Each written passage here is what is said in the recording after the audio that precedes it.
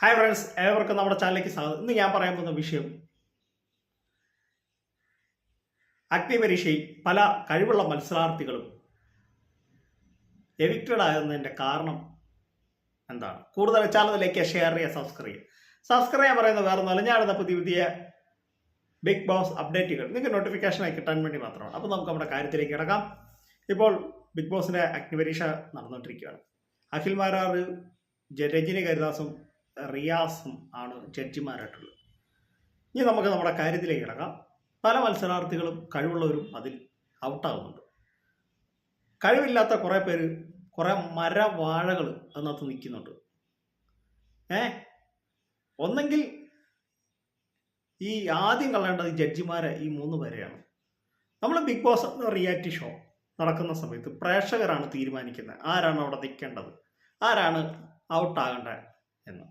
അതിപ്രകാരമാണ് ഓഡിയൻസിൻ്റെ എന്ന് വെച്ചാൽ പ്രേക്ഷകരുടെ ഇത് പ്രകാരമാണ് ബിഗ് ബോസ് പുറത്താക്കുന്നത്. ഇതല്ല, ഇത് രഞ്ജിനി ഹരിദാസിന് ഇഷ്ടമുള്ളവരെ അഖിൽ മാരാർക്ക് ഇഷ്ടപ്പെടുന്നില്ല, അഖിൽ മാരാർക്ക് ഇഷ്ടപ്പെടുന്നവരെ റിയാസിന് ഇഷ്ടപ്പെടുന്നില്ല. അങ്ങനെ വരുമ്പോൾ പല മത്സരാർത്ഥികളും കഴിവുള്ളവർ പലരും എവിക്റ്റഡ് ആവുകയാണ്. ഇപ്പോൾ അവിടെ നിൽക്കുന്ന പകുതി പേരും മരവാഴകളാണ് ഞാൻ പറയുള്ളൂ. വേറെ ഒന്നല്ല, വീഡിയോക്കകത്ത് നമുക്ക് കാണുമ്പോൾ അറിയാം. നമ്മളത് കണ്ടിന്യൂ ചെയ്യുന്ന ആളാണ്, കണ്ടിന്യൂ ആയിട്ട് വീഡിയോ കാണുന്ന ആളാണ്.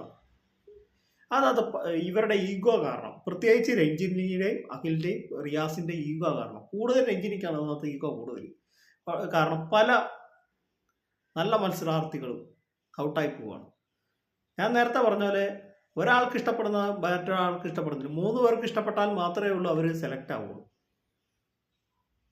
അങ്ങനെ വരുമ്പോൾ ഇവർക്കെതിരെ സംസാരിക്കുക, അല്ലെങ്കിൽ കഴിവുള്ളവർ ഉള്ളവരാണെങ്കിൽ ഇവരവരെ അടച്ചമർത്തുകയും ഇവരവരെ എവിക്റ്റാക്കുകയും ചെയ്യുന്ന ഒരു തരം താഴ്ന്ന പരിപാടിയാണ് ഇപ്പോൾ ഇതിൽ അഗ്നി പരീക്ഷയിൽ നടന്നുകൊണ്ടിരിക്കുന്നത്.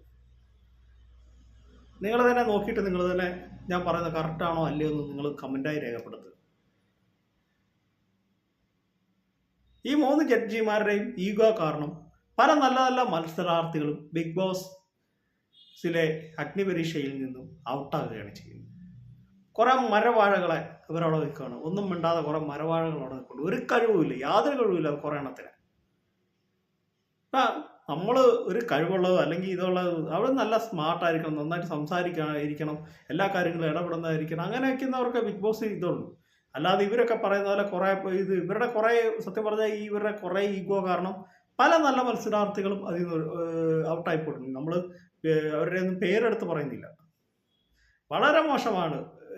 ഇത് ബിഗ് ബോസ് എന്ന പാനലിലുള്ള ആളുകൾക്ക് ഇവരെ സെലക്ട് ചെയ്യേണ്ട രീതിയിൽ അവർ സെലക്ട് ചെയ്താൽ മതിയായിരുന്നു. അല്ലാതെ ഈ 3 ജഡ്ജിമാരെ വെക്കേണ്ട ഒരാവശ്യമില്ലായിരുന്നു.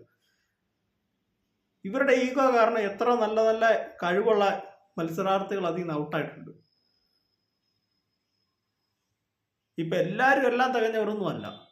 എല്ലാവർക്കും ചെറിയ രീതിയിലൊക്കെ ഓരോരോ ഫോൾട്ടുകളുണ്ട്. പക്ഷേ ഇത് ഇവർക്ക് ഇഷ്ടപ്പെടുന്നവരെ അവർക്ക് ഇഷ്ടപ്പെടുന്നില്ല.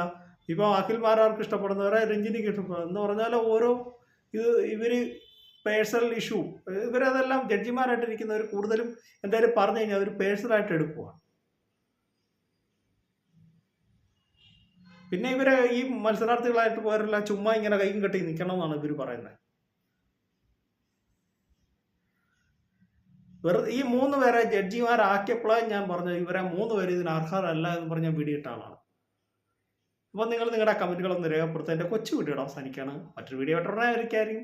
Thank you, by.